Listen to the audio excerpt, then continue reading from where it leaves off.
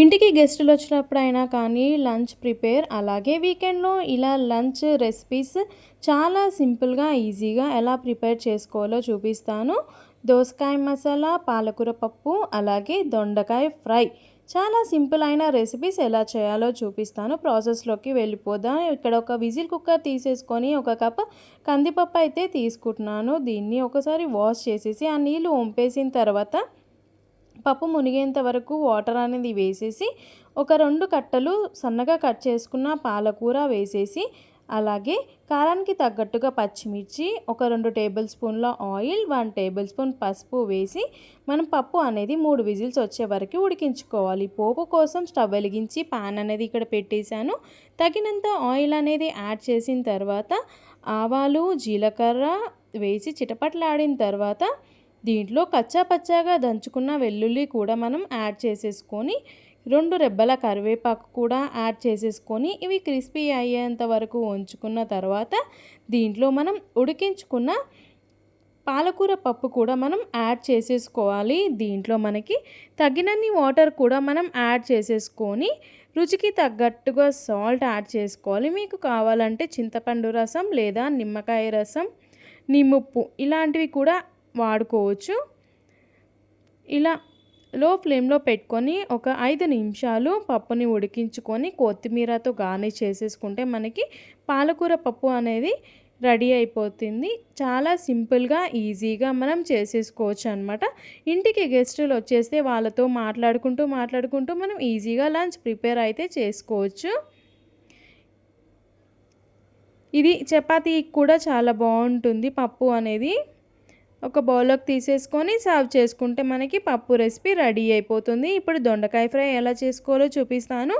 ఇక్కడ నేను పావు కేజీ దొండకాయలు తీసేసుకొని పొడువుగా కట్ చేసుకున్నాను. ఇవి ఫ్రై కోసం ఆయిల్ హీట్ ఎక్కిపోయింది. దొండకాయలు ఇప్పుడు ఆయిల్లో మనం డీప్ ఫ్రై చేసేసుకోవాలి. మీడియం ఫ్లేమ్లో మంట అనేది పెట్టుకొని మనం దొండకాయల్ని మంచిగా వేయించుకోవాలన్నమాట. సూపర్ టేస్టీగా కూడా ఉంటుంది. పప్పుకి, సాంబార్కి సైడ్ రెసిపీకి కూడా మనం దొండకాయ ఫ్రైని తీసుకోవచ్చు అనమాట. ఇలా మంచిగా మీడియం ఫ్లేమ్లో పెట్టుకొని దొండకాయల్ని వేయించేసుకొని ఒక బౌల్లోకి అయితే మనం తీసేసుకోవాలి. టేస్టీ ఎమ్మి దొండకాయ అయితే మంచిగా ఫ్రై అయిపోతున్నాయి.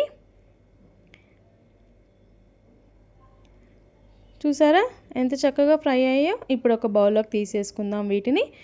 అదే కడాయిలో మనం ఒక పిడికెడన్ని పల్లీలు కూడా వేసి వేయించుకోవాలి. మనకి దొండకాయ ఫ్రై అంటేనే పల్లీలు కంపల్సరీ ఉండాలి కాబట్టి పల్లీలు కూడా మంచిగా లో ఫ్లేమ్లో పెట్టుకొని పల్లీలన్నిటిని వేయించుకున్న తర్వాత బౌల్లోకి తీసేసుకొని ఒక 2 రెబ్బల కరివేపాకు కూడా క్రిస్పీ అయ్యేంత వరకు వేయించుకొని తీసుకోవాలి. ఇప్పుడు బౌల్లో 1/2 టేబుల్ స్పూన్ పసుపు, రుచికి తగ్గట్టుగా కారం, రుచికి తగ్గట్టుగా సాల్ట్, 1 టేబుల్ స్పూన్ ధనియాల పౌడర్ వేసేసుకొని దొండకాయ ఫ్రైని ఒకసారి మిక్స్ చేసేసుకుంటే దొండకాయ ఫ్రై రెడీ అయిపోతుంది. ఇప్పుడు మనం దోసకాయ మసాలా ఎలా చేయాలో చూపిస్తాను. మీరు ఎక్కడ చూడని విధంగా ఇలా అయితే ట్రై చేయండి. సూపర్ టేస్టీగా వస్తుంది. ఫస్ట్ అయితే మిక్సీ జార్ తీసేసుకొని ఒక కప్పు వేయించిన పల్లీలు తీసుకోవాలి. ఇక్కడ మనం కొబ్బరి పొడి, ఎండు కొబ్బరి ఉంటుంది కదా, దాని పొడి అయితే తీసుకోవాలి 2 స్పూన్స్.